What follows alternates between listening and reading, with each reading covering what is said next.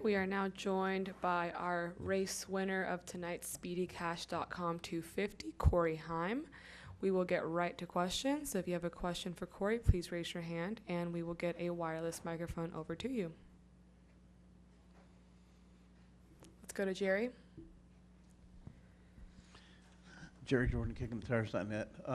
First, did you think the race would ever end out there? And second, I picked that check up earlier, or that bill, whatever it is, earlier today. How did you handle that in victory lane?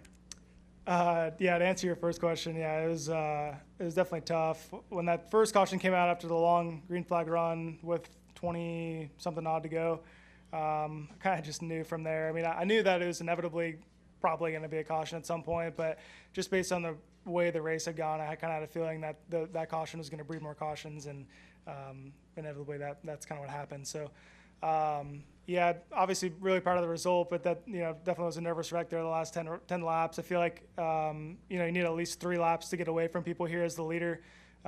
Seems like, the runs are so big down the backstretch, and even on the restarts going into one, if you get even just a guy on your quarter panel, you're kind of in a bad spot. So, definitely tough, but glad we prevailed. I drove it in so deep into one that last lap to get the lead, and knew there was a big risk to it, but glad we could end up with a reward there for sure. But yeah, that check was billboard, whatever it was definitely tough. I think I tried to put it over my head once with some help, and then that was about it. So I was gonna say it's got to be steel or something. It's getting after it for sure. Go ahead. Justin Schuler, Athlon Sports.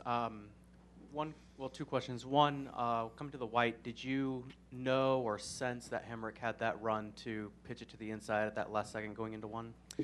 Yeah, for sure. My spotter, Tony Hirschman, did a great job of making me aware of it. Certainly could have executed it well on my part, as far as, he was probably going like 6-7 miles an hour faster than us down the front stretch, and, was able to kind of navigate it in an area where the front stretch sort of opens up. I feel like if he caught us in one of the kinks of the dog leg or the quad oval, whatever you want to call it, that would have made it a lot tougher on him to make it 3 wide because it's so narrow through those little gaps. But he kind of caught us at the perfect time and made a great move and an effort. But, we kind of had I wouldn't say preferred line being middle of 3, but after I was able to clear the 99 early into turn 1, I felt like we were in the preferred position on the outside there. So, yeah, to answer your question, I was aware of it. Just was kind of hoping he would catch us in a perfect spot where he really had nowhere to go, if that makes sense. And I guess, unfortunately, on his part, it didn't work out, but he definitely made a great effort.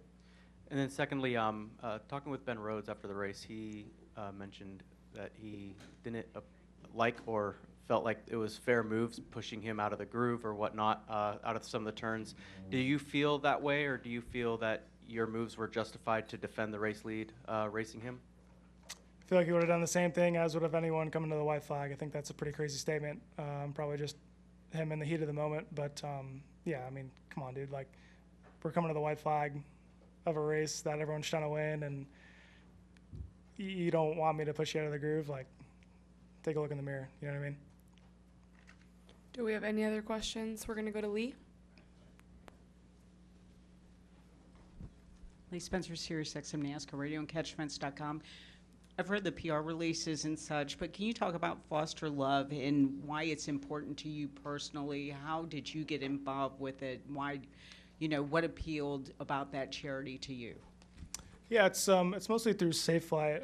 They brought it to my attention of a the month of May is National Foster Care Awareness Month, and from the very start, I loved the idea of that.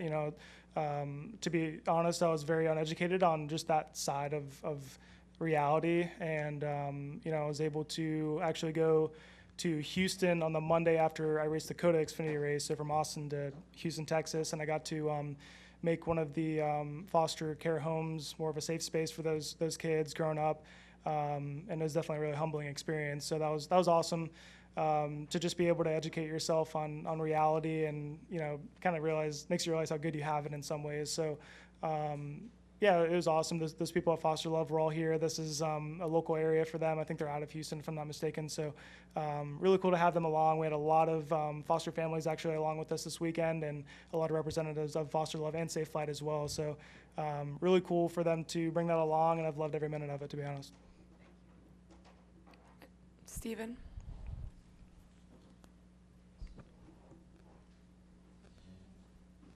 Steven Stump, Frontrush.com. Corey, can you talk me through that penultimate restart, the one where you, Raja, and Ben were 3 wide, and it was like very close to deciding who was the leader. When the caution flew, did you know if you were in the lead still? What was the process of finding out the roller coaster of emotions to finding out that you did keep the lead? Yeah, I don't really remember, to be honest with you, but I knew it was going to be close. I mean, we all had a different, I was kind of on the bad end of losing momentum, and I believe the 71 and the 99 were both gaining momentum, or whoever was beside me, I don't even know at this point, was gaining momentum past me, if I can remember correctly. And to be honest with you, I don't even know if NASCAR uses the sectors of caution anymore, or if it's just time of caution. Hopefully someone can answer that for me, but I was able to, I knew I was ahead of the 9 both times that we were side by side when the caution came out, and then that one was definitely closer, but yeah, I just kind of depend on their technology and whoever they decided was going to be the leader. Yep. Any final questions? All right, congratulations. Thanks for the time. All right, thanks.